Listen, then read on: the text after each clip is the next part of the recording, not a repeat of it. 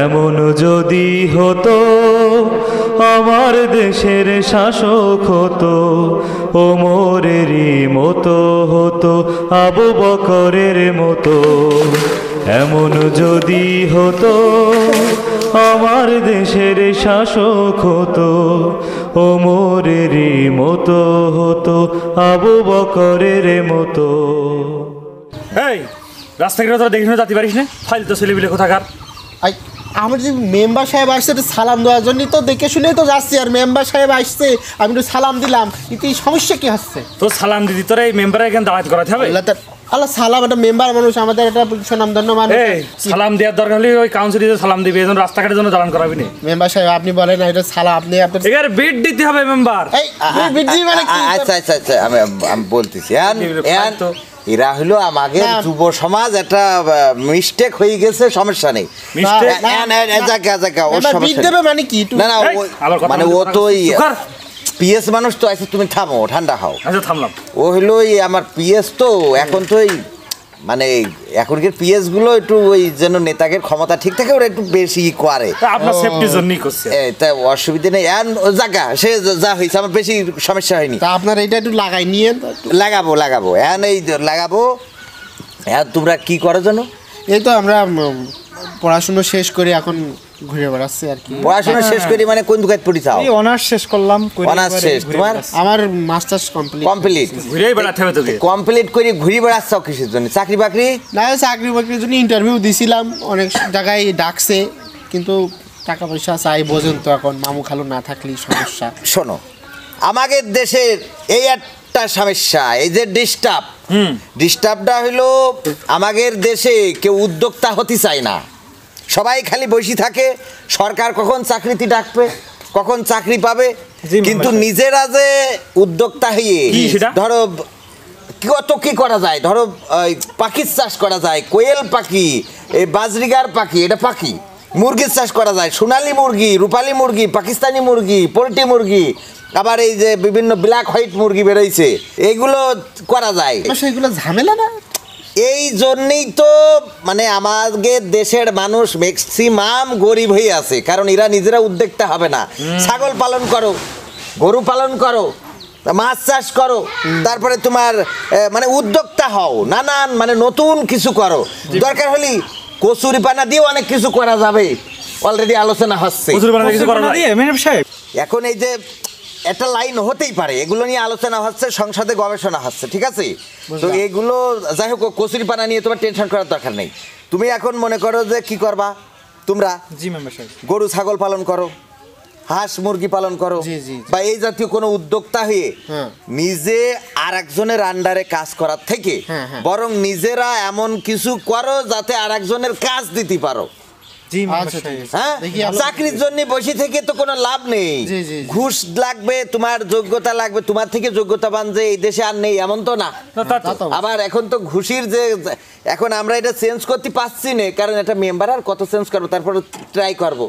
তো তাহলে তোমরা এই দিকে খেয়াল করো, চাকরির জন্য ঘুরিয়ে বেকার ঘুরিয়ে বেড়ায় ওই বিড়ি ফুইকে আর ওই যে ইয়াবা বাবা ফেন্সি ডিল, তারপরে এগুলো ওই এক সময় দেখা যাবে যে কাজ কাম নেই, টেনশন কমানোর জন্য বিড়ি খাইছাও, আবার ইয়াবা বাবা মারতে চাও, তখন তো সমস্যা।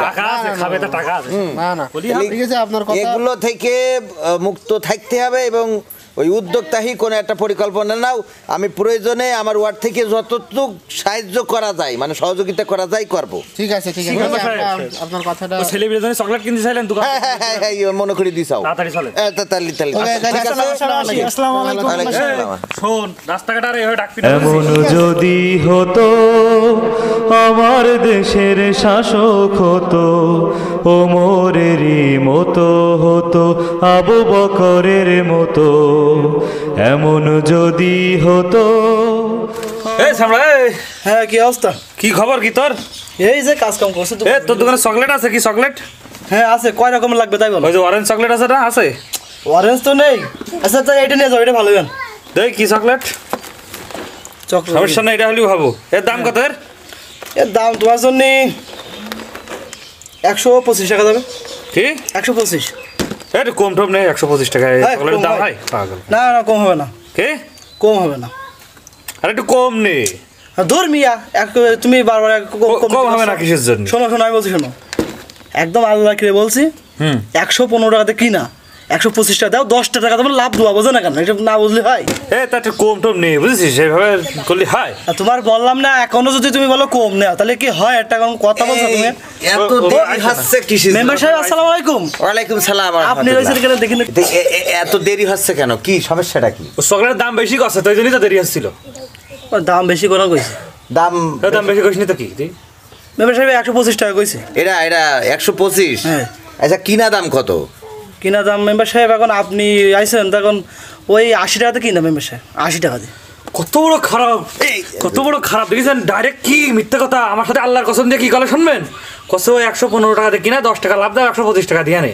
কত বড় খারাপ। আচ্ছা এই বিষয় হলো এটা কত মনে হচ্ছে আমি দেখতেছি এটা কত টাকা কিনা? 80 টাকা। 80 টাকাতে কিনা। এর সাথে কি বলিছে যে 115 টাকা কিনা? হ্যাঁ ওই 10 টাকা লাভ দিয়ে আনে, দিয়ে 125 টাকা দাও। আবার কসমও করি চাও? হ্যাঁ মেম্বার সাহেব ব্যবসা করতে গেলে না বললে হয় না একটু। না তুই আমার শোনো শুনিস নাই? এখন এই ব্যবসায়ীরা এটা করে থাকে। এখন বিষয় হলো যে আমি তোমার আমি যেহেতু একটু ব্যস্ত আছি, অতি সংক্ষেপে একটা কথা কই। আল্লাহ রাব্বুল আলামিন পরকালের ময়দানে 3 ব্যক্তির সাথে কথা বলবে না। কথা বলবে না? না, তাদের দিকে দয়ার দৃষ্টি দিয়েও তাকাবে না। এমনকি তাদেরকে পবিত্রও করবে না, আর তাদের জন্যে কঠিন ভয়াবহ শাস্তি থাকে। কিসের জন্য করবে এটা?